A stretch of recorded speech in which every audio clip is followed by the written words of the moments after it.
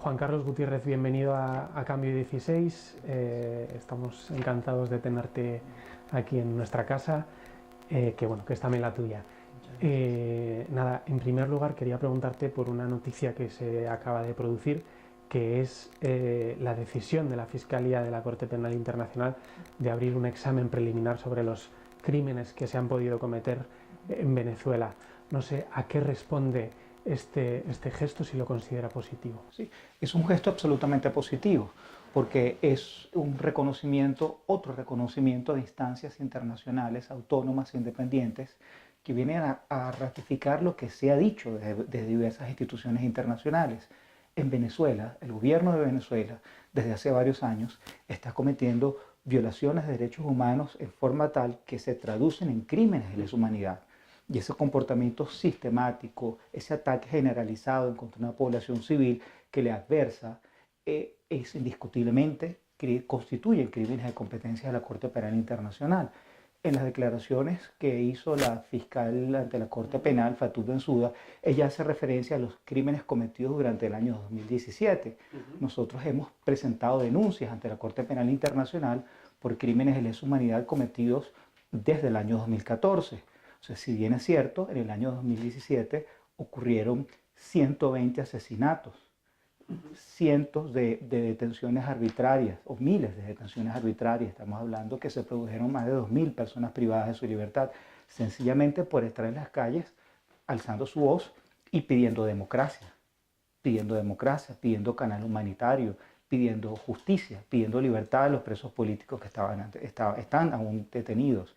Entonces, estas son situaciones que no constituyen delitos y sin embargo estas personas han sido encarceladas, han sido torturadas, hay ejecuciones extrajudiciales, hay desapariciones, es decir, el catálogo de crímenes de lesa humanidad se viene cometiendo por parte del gobierno venezolano y eso trae como consecuencia que ya la Fiscalía ante la Corte Penal Internacional dicte el examen preliminar. ¿Confían en que encontrará argumentos jurídicos para iniciar una investigación? Los argumentos jurídicos inequívocamente existen, sin lugar a duda alguna. Hay evidencia que genera certeza de la perpetración de crímenes de lesa humanidad, competencias de la CPI.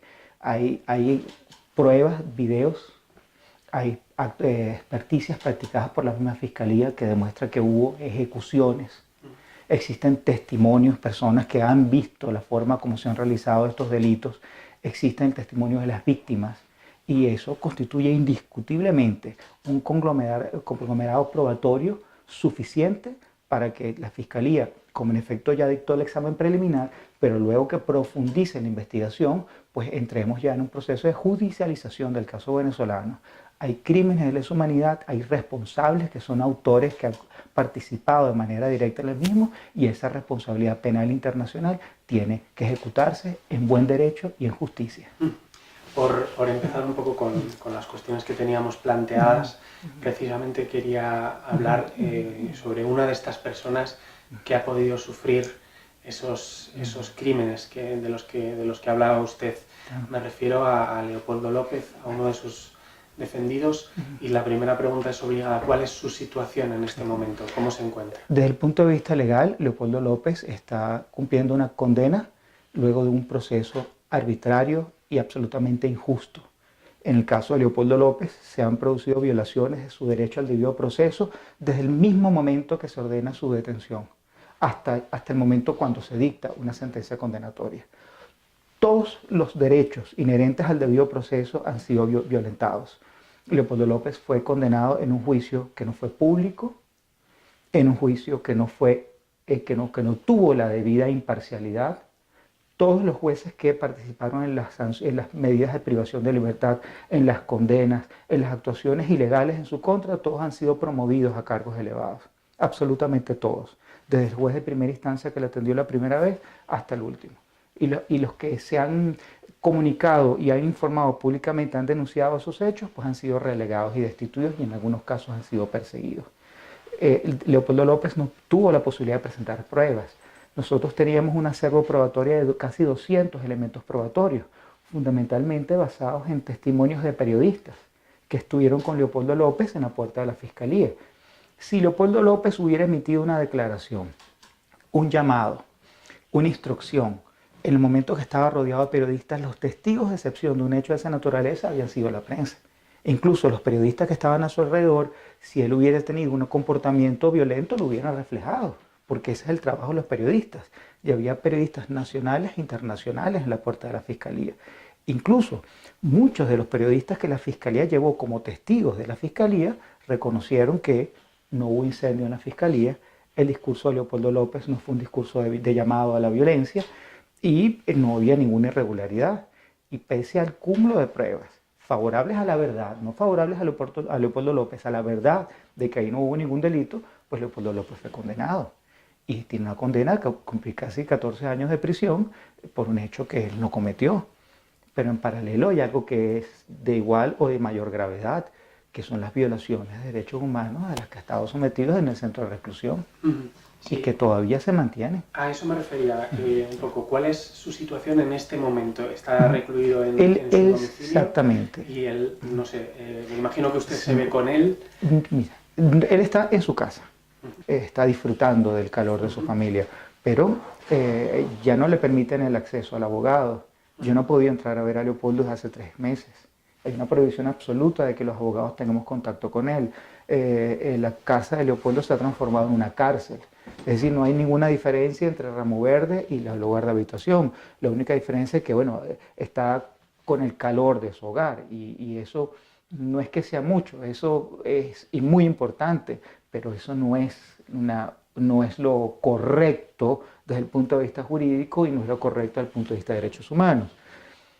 El tribunal le impuso una condena que tampoco tiene, una restricción que no tiene base jurídica, que tiene una prohibición de hablar ante los medios de comunicación social. Una persona sometida a prisión bajo las leyes venezolanas no tiene las restricciones al derecho a informar. Eso es una sanción completamente arbitraria.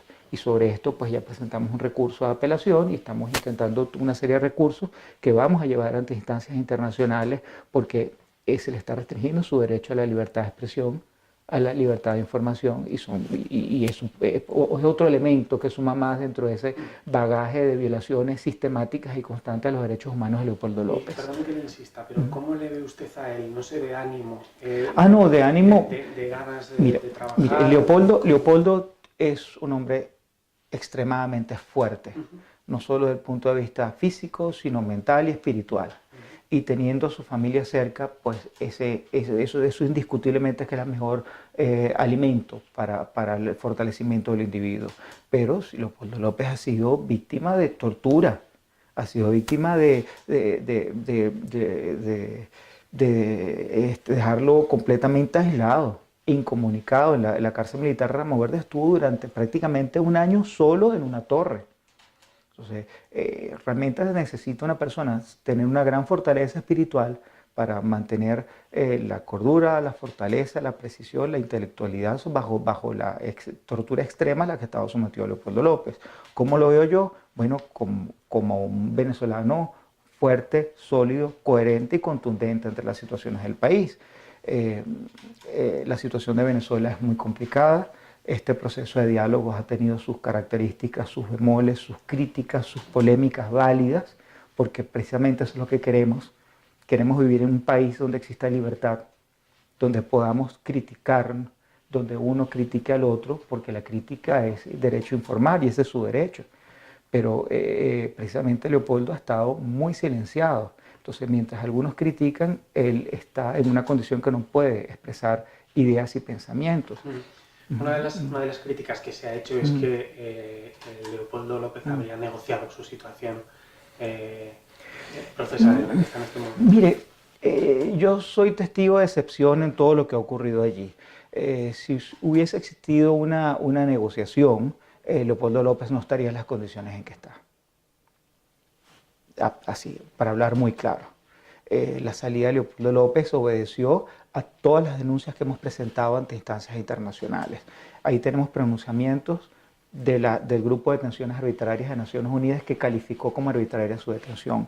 Pronunciamientos del Comité contra la Tortura, que recibió y certificó la existencia de torturas y calificó de arbitraria su detención. El Alto Comisionado de Derechos Humanos de Naciones Unidas ha pedido su liberación en varias oportunidades. La Comisión Interamericana de Derechos Humanos ha dictado medidas cautelares para exigir que se protejan los derechos humanos de Leopoldo López. Y ni hablar del Parlamento Europeo, Parlamento Español, los parlamentos desde Canadá hasta Argentina, el Parlamento de los Estados Unidos de Norteamérica. Es decir, había una presión internacional muy fuerte para hacer cesar esta detención arbitraria. La liberación de Leopoldo López está íntimamente vinculado con la respuesta del gobierno frente a tanta presión como consecuencia de la arbitrariedad que ha cometido en contra de Leopoldo López. Hablábamos de vulneraciones de derechos humanos que han denunciado ustedes desde hace meses, desde hace años en este caso. ¿Cómo afectan estas vulneraciones de derechos humanos a la población? De manera directa e inequívoca, porque el venezolano hoy en día es un venezolano que está sufriendo el rigor de la violencia gubernamental, de actos que podemos perfectamente calificar como de terrorismo de Estado. Y lo vimos y lo sufrimos en las protestas del año 2017, cuando el ejército, la Guardia Nacional, la Policía Nacional Bolivariana, no el ejército, pero me refiero a los militares y la policía, mataban a diario a 1 o 2 chicos. Y era un comportamiento constante durante las protestas. Y ya te lo digo como testigo, que estábamos en la calle, estábamos protestando, la gente sin armas, haciendo todos nuestros cánticos, y veíamos cómo nos agredían. Y te digo, había miedo.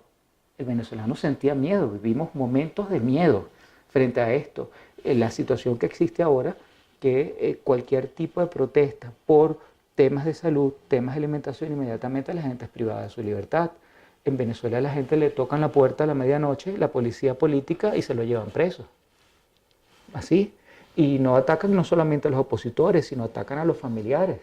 Hay abogados, colegas míos que están presos, sus familias perseguidos, mi familia perseguida. O sea, existe una situación indiscutiblemente de una tiranía persecutoria absolutamente en contra de la gente, de manera absoluta, perdón. ¿Le consta que en las propias autoridades policiales o militares existe también un temor y existe una corriente que se muestra contraria a estas actuaciones? Sí, absolutamente, absolutamente. Nuestro trabajo diario es, por supuesto, ir a las cárceles de visitar a los presos políticos, ir a los tribunales, ir a los diversos tribunales, incluso militares, civiles, y cuando uno se acerca a la gente y le comentan, aquí hay descontento, no estamos de acuerdo con eso, nosotros nos están amenazando, nos están obligando a actuar.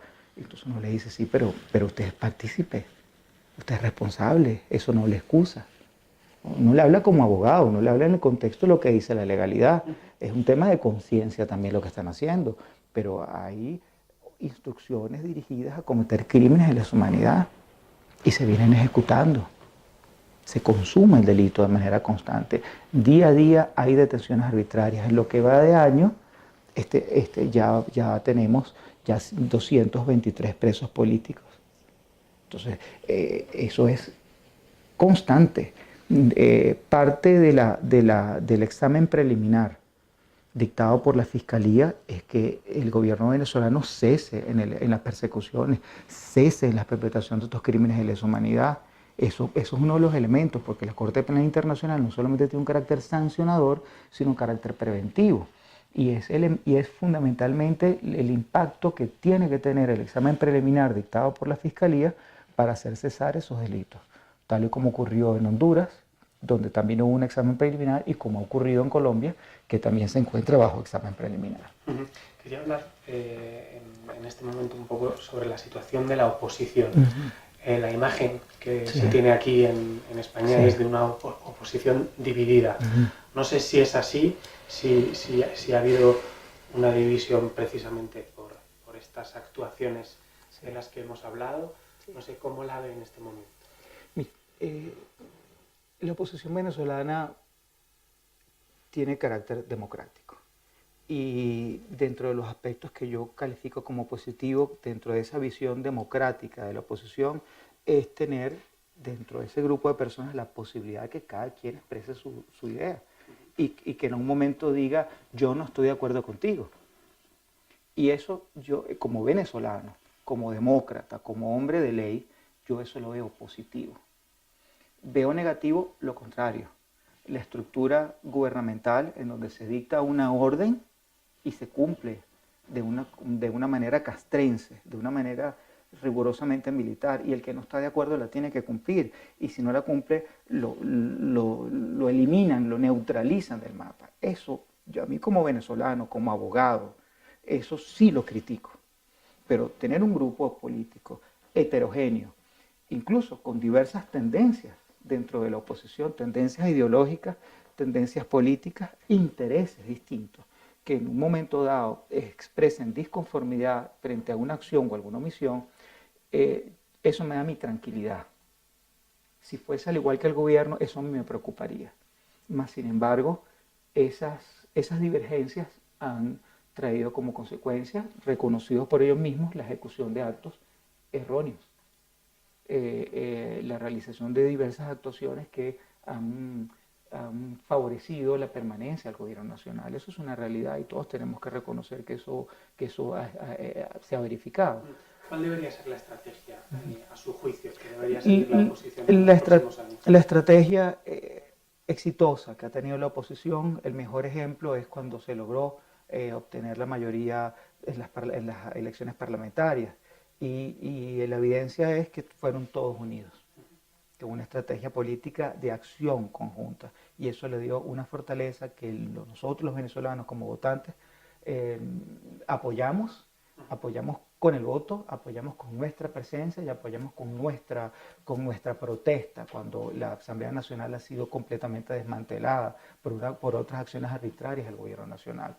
Yo estoy convencido que la unión política de los factores de oposición venezolana en los momentos difíciles se produce. En estos momentos de discusión, entiendo que el diálogo ha sido severamente criticado.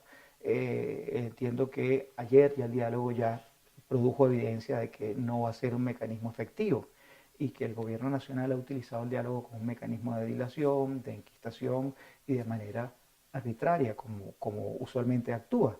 Pero esto es un elemento más para que la comunidad internacional sepa que el gobierno de Nicolás Maduro y lo que institucionalmente representa es algo fuera de orden de un Estado de Derecho, fuera de un orden democrático, fuera de un orden constitucional. ¿Qué margen hay? Al margen del diálogo, ¿qué opciones hay?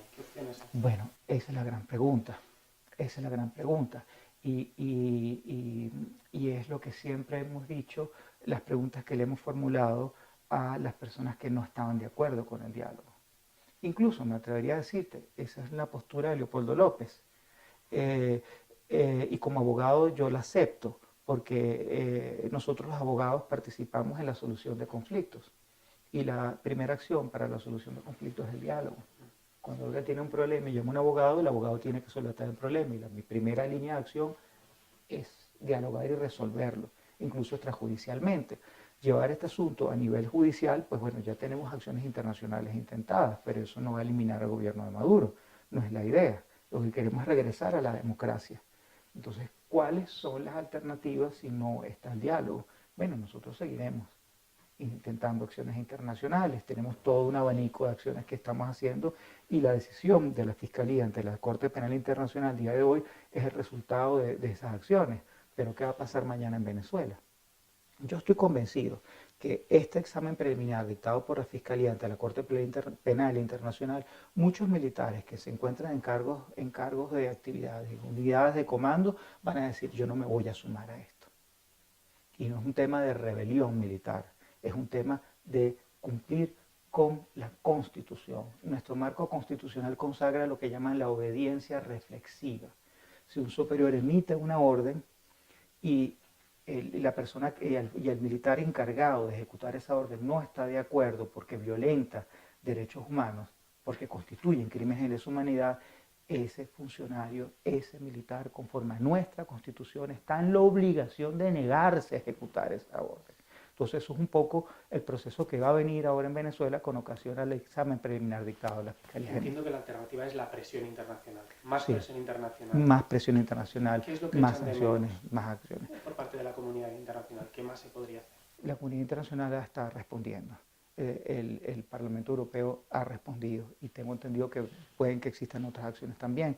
También de parte de los Estados Unidos también hay otras acciones. Me ha parecido muy positiva la respuesta de Canadá con Brasil de colocar en las fronteras, colocar escuelas y darle ayuda humanitaria. Ya la ayuda humanitaria internacional ya es una realidad. Yo creo que tenemos que potenciar eso, apoyarlo. El pueblo de Venezuela lo necesita, la gente se nos está muriendo. Mi familia está pasando mucho trabajo. No hay un venezolano que directa o indirectamente no tenga una afectación de esta naturaleza. No hay una medicina, no hay alimentos. La situación de Venezuela es absolutamente extrema. Entonces, ya los ojos de la comunidad internacional afortunadamente están interesados en resolver el tema venezolano. Ya no es un tema de Nicolás Maduro, el gobierno de Nicolás Maduro. Ya esa falta de democracia, ya esa inestabilidad política está produciendo impactos en países de la región y en otros países también. Quería hacerle dos últimas cuestiones. La primera sobre las elecciones de abril. ¿Cómo las ve usted? Porque se ha criticado mucho la forma en la que han sido convocadas. Sí. Y bueno, parece complicado que la oposición pueda ir unida porque no se deja presentar la mesa de unidad democrática. Desde el punto de vista legal, estrictamente, que como abogado me corresponde hablar, la convocatoria de elecciones es absolutamente ilegal. Emanada de una instancia que no tiene base legal, con una alteración de un proceso constitucional sin cumplir las normas. Es decir, que ir a un proceso electoral con vicios de ilegitimidad de origen es tratar de convalidar algo que es inconvalidable. Entonces, partiendo de un tema estrictamente jurídico, ahora, partiendo de un punto de vista de la conveniencia, la solución de la situación venezolana sería unas elecciones.